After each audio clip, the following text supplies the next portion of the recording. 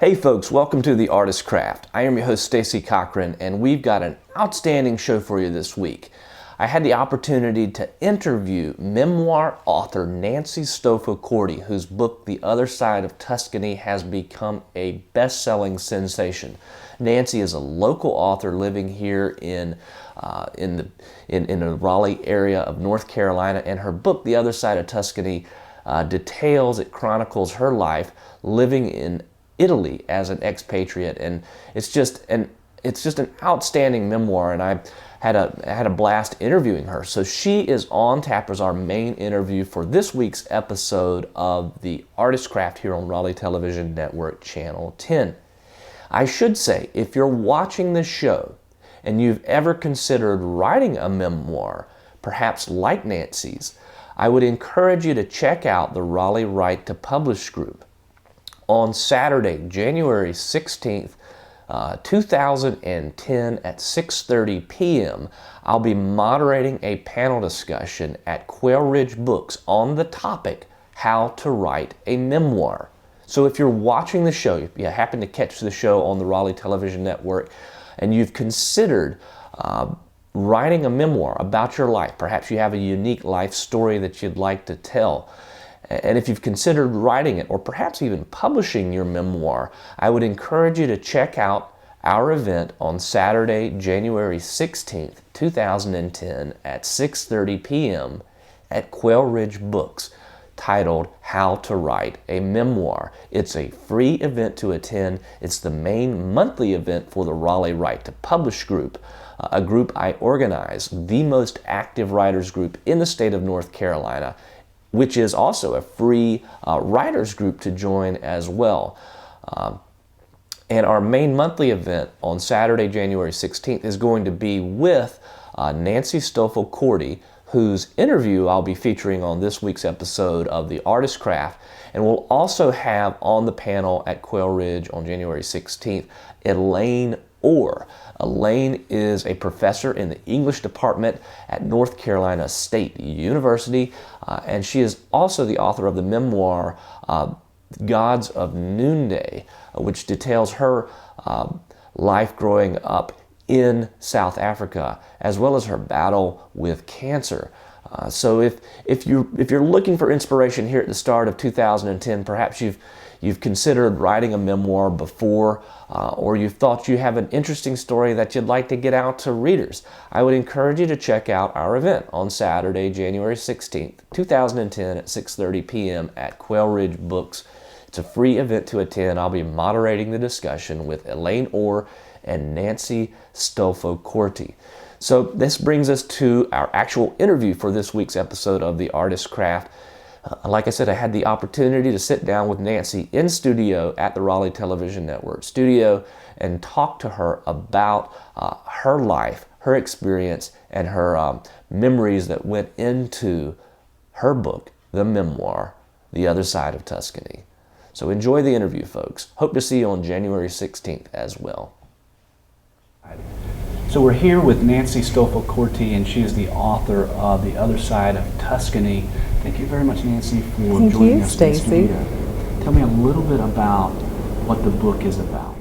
The memoir is a section of my life of about 30 years, and it starts with my fashion career in Europe and studying abroad, and it ends here in Apex, North Carolina, with my children getting through college and this resolution.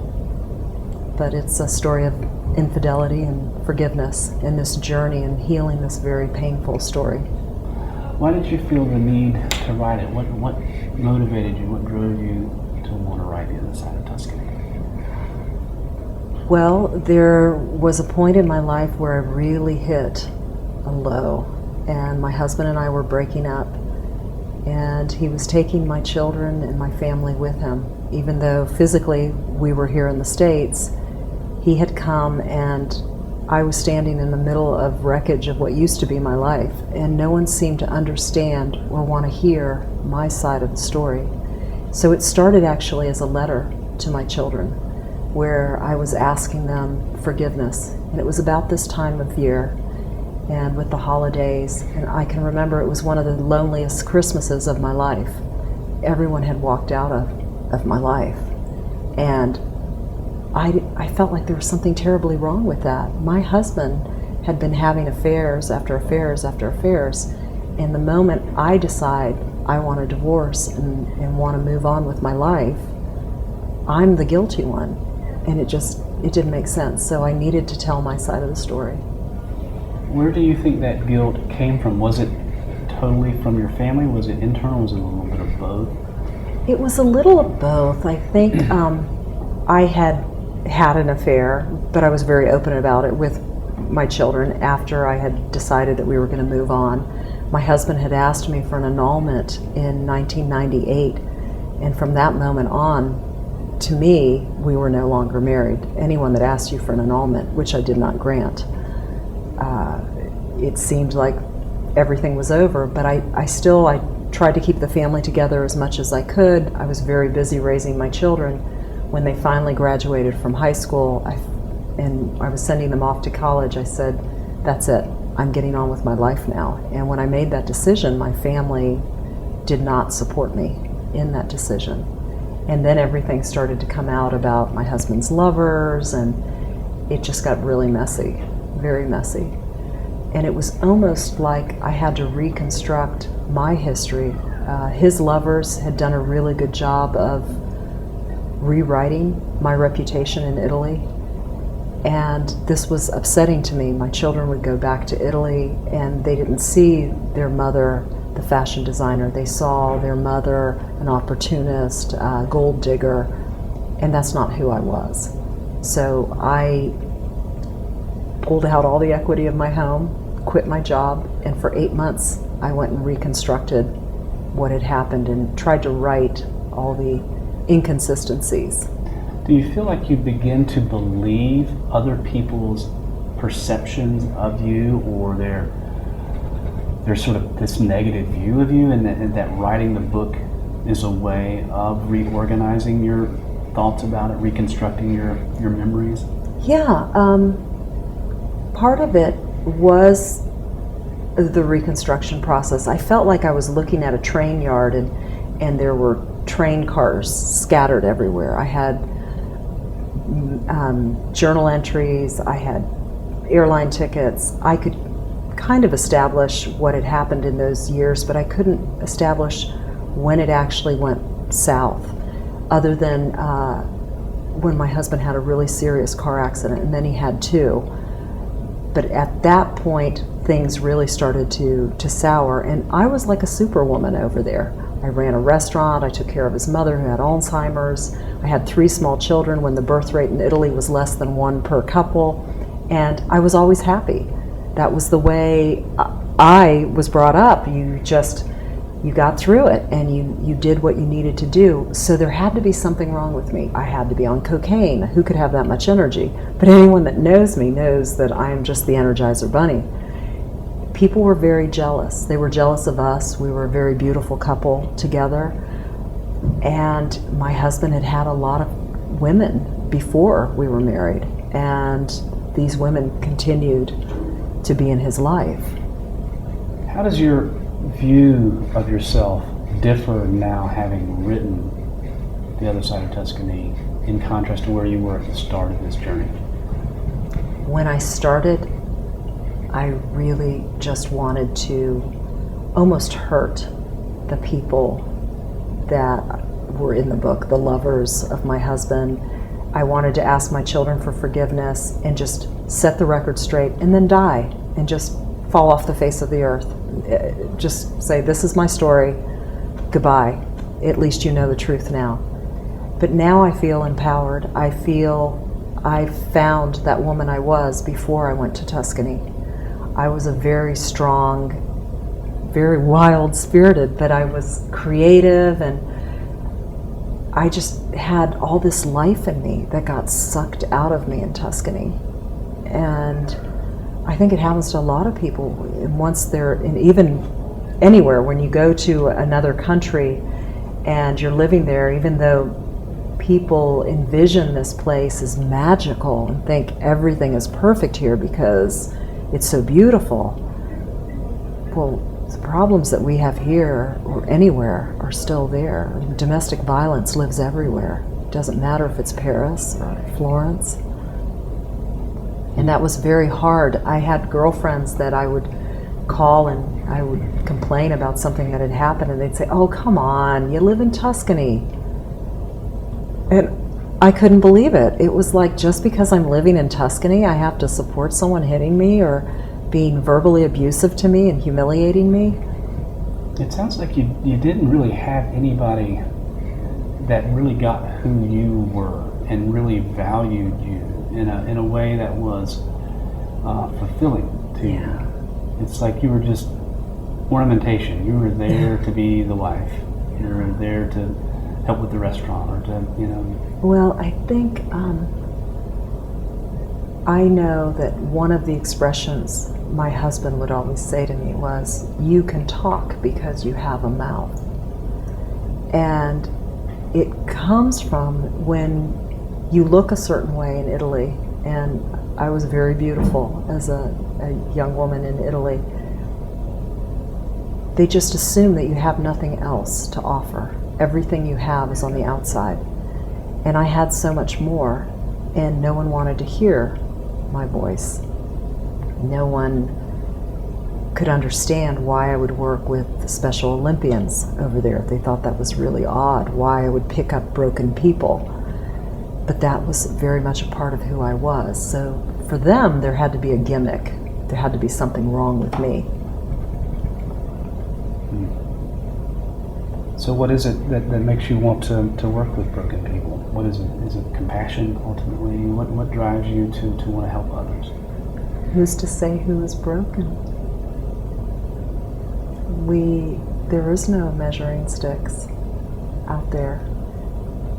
Who may be broken to one person is not broken to me. And I kind of look at everyone the same way. I always have. Well, what do you get out of working with Special Olympians? How do you feel after something like that? They're the reward I have every year. Every summer when the summer games come and I get to work with these kids, they really teach me what life is all about. And that's rising to the occasion, not making excuses for things that aren't perfect in our lives or aren't perfect with our physicality. We learn a lot from people that work with less. I think we're incredibly spoiled when we judge people as perfect and imperfect. Can you talk a little bit about the process to write the book? How long did it take? How did you select some of the scenes for the book? The process was very organic. I've always wanted to be a writer, but was discouraged, so I didn't really have a process. And I credit a lot of it to my coach, Anora Magaha, who held me accountable.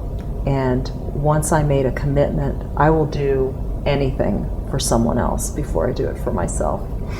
And with Anora, she believed in me and encouraged me, and we started with gathering all the information. And a nice thing about working with her is she is multilingual, and a lot of my journal entries were in Italian or in French, and they weren't just in English, and fortunately she spoke both of those languages, so it was a little bit easier to figure out the order. And then we tried to establish a timeline. And even the timeline, we would move around with a few of the different aspects. Current events influenced some of the scenes that were in there. The scene with Nancy Cooper, that was a very emotional time in my life. I was almost done with the book, and her murder touched me because I had a friend that called the police and saved me from my husband.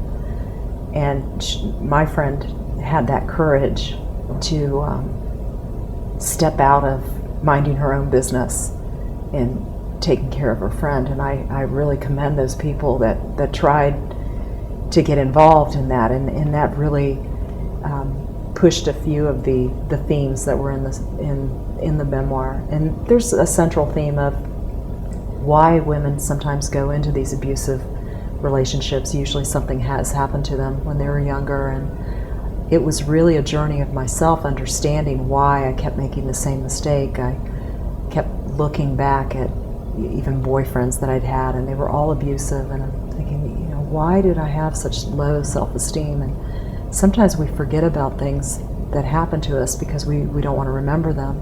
They're so painful, but in remembering the pain, I was actually able to heal it and move on. Hey folks, you are watching The Artist Craft on Raleigh Television Network, Channel 10. I am your humble host, Stacey Cochran, and you've been watching an interview I conducted recently with memoir author Nancy Stolfo-Corti.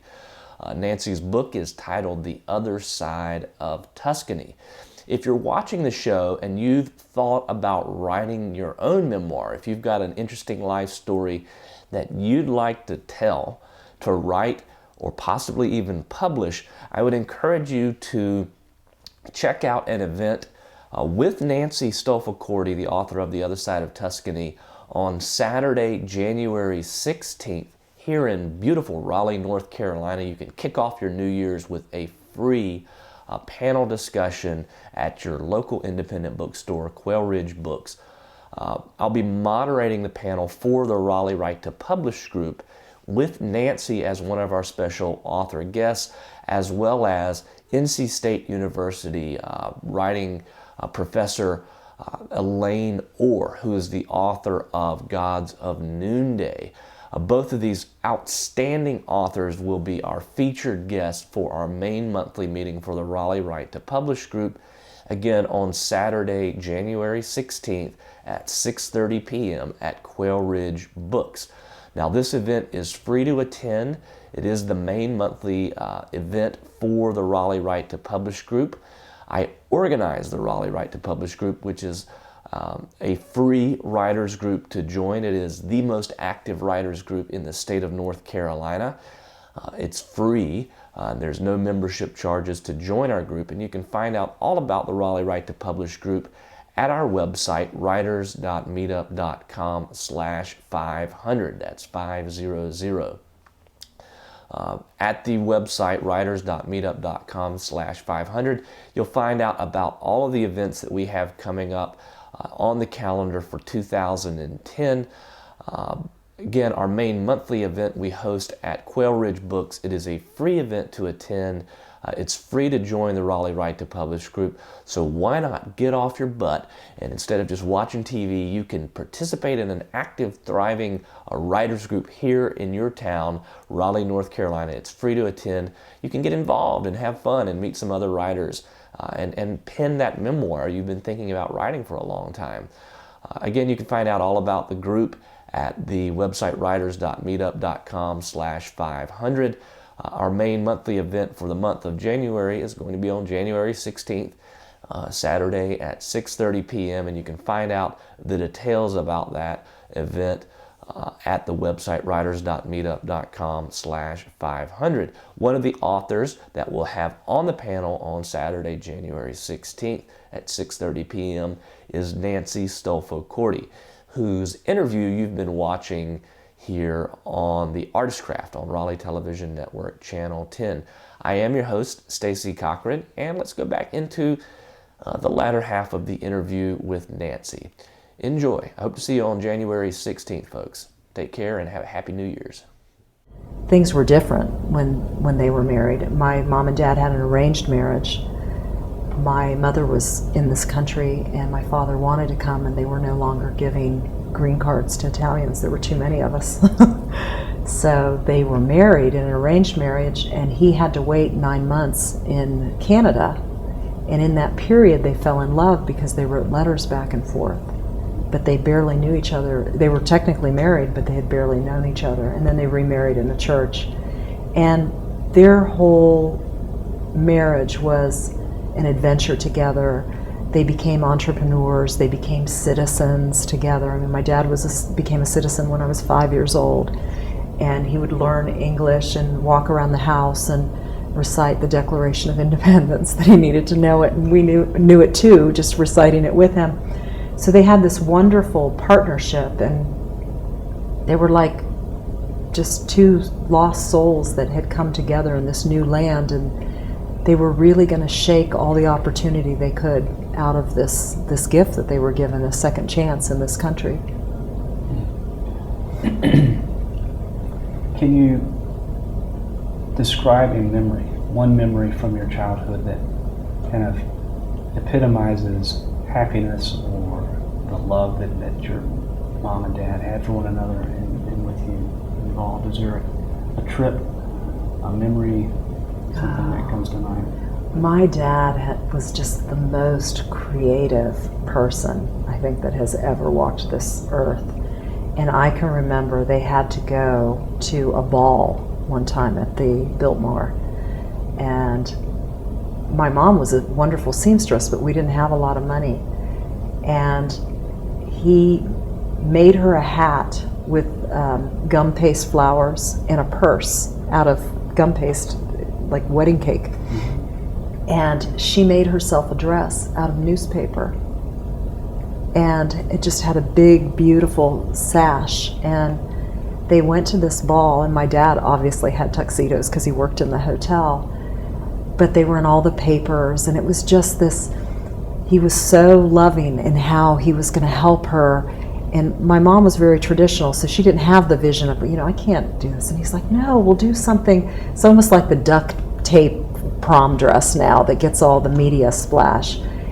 He was a real guerrilla marketer, an original back in the day. And they did that, and they got so much attention, and people just thought they did it to be snobs because they knew she worked for the Metropolitan. She was practically a designer, and yet she showed up in this newspaper dress that was very well constructed. It's just newspaper. So how did her design and that creativity that your dad had as well influence you as a young woman? They always led us to believe that if we wanted something, if we dreamed about it and hoped about it enough, we would get it. And they always said it was almost like when they came over on the boat, they were indoctrinated that you can, if you dream it, you can have it. And they must have said it every day to themselves. They put 4 kids through college. I mean, we grew up above a bakery, and they're very comfortable now, and it's amazing. But my mom, her solution to everything was write a letter, because I was the original communicator for my family. And she would always say, you write good letters. You write a letter, you get whatever you want. And I started writing letters to Emilio Pucci when I was very young. And I did get a letter back, and I got a scholarship, and I studied abroad because of it, and became a designer and lived the dream. And I think it was really their creativity that, and their pushing, their encouragement, and letting me know that I couldn't fail. That wasn't an option. Although later in life you realize, oh yeah, you can. The author again is Nancy Stolfo-Corti. The book is The Other Side of Tuscany. I want to thank you very much for joining us in the studio today. Thank you, Stacey. I appreciate it. Thank you very much. Hey folks, you are watching The Artist Craft on Raleigh Television Network Channel 10. I am your humble host, Stacey Cochran, and you've been watching an interview I conducted recently with memoir author Nancy Stolfo-Corti, whose book, The Other Side of Tuscany, has been tearing up bestseller charts. She is a local author from here in the Raleigh area, and she's going to be one of the featured panelists on a panel I'll be moderating on Saturday, January 16th, 2010 at Quail Ridge Books here in Raleigh. The topic of the panel is how to write a memoir. So if you're watching the show tonight and you've ever considered telling your life story in book form, I would encourage you to attend this free event on January 16th at 6:30 p.m. at Quail Ridge Books, featuring memoir author Nancy Stolfo-Corti, as well as Elaine Orr. Elaine is the author of Gods of Noonday, and Elaine teaches in the English department at North Carolina State University. So on Saturday, January 16th, mark your calendars. At 6:30 p.m., we're going to be having a panel titled How to Write a Memoir. It is a free event to attend. It's the main monthly event for the Raleigh Write to Publish group, the most active writers group in the state of North Carolina. It's a group that I organize. It's free to join our group. All you need to do to check out our group is head to the website writers.meetup.com/500. That's 500. Again, that's writers.meetup.com/500. And at the website, which is free to view and browse, and everything's free. There's no charge for anything. At the website, what you'll find is a list of events that we have upcoming for 2010. So I would encourage you to check out the website and participate in a writers group here in your town, in Raleigh, North Carolina, my hometown. That is free to attend. It's free to join. You can get involved with writers who are doing great things in our community, and you can get some inspiration and some guidance on how to write your books, as well as how to publish your books. So if you've got an idea that you want to get your book out to readers and sell your book, I would encourage you to check out our group. Writers.meetup.com/500 is the website for the Raleigh Write to Publish group.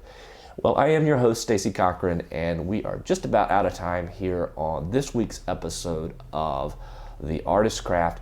I would encourage you to check out our show. Our next episode is going to include an interview that I conducted with science fiction author Edward M. Lerner, as well as local poet Bruce Lader, whose book Landscapes of Longing has recently been published with a publisher here in North Carolina.